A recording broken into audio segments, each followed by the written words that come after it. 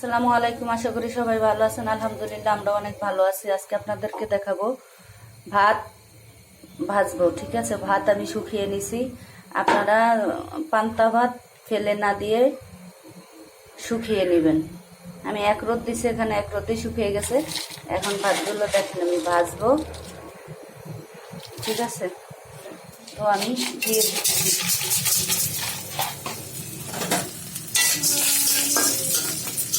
দেখেন কত সুন্দর মুড়ির মতো হয়ে যায়।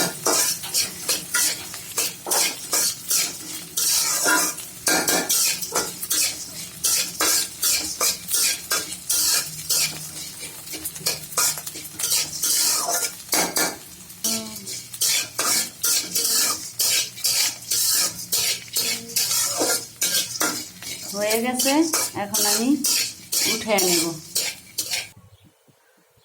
একবার উঠে নিছি, আমি আবার দিয়ে দেব। অল্প করে ভেজে নিচ্ছি, কারণ বেশি দিলে সুন্দর মতো হইতে চাইব না। তো দেখি এবার তেল দিব না কিরকম হয়।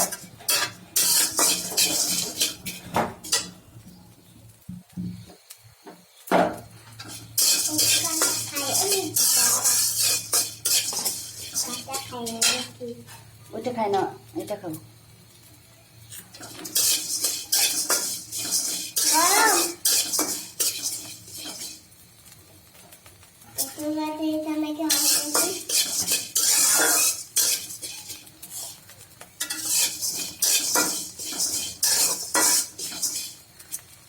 এবার একটু সামান্য তেল দিচ্ছে, তাই করতেছে না, সময় নিচ্ছে, হবে।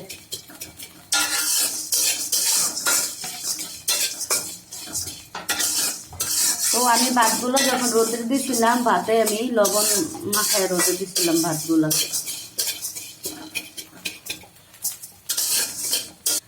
দেখেন এটাতে আমি সামান্য তেল দিয়েছিলাম, তো ধরতে গেলে তেল ছাড়াই, এই কারণে এটা একটু কম ফুলছে, তাও ফুটছে হয়েছে। কারণ বাচ্চারা খাবে, তো সেক্ষেত্রে তেল ছাড়াই একটু ভালো।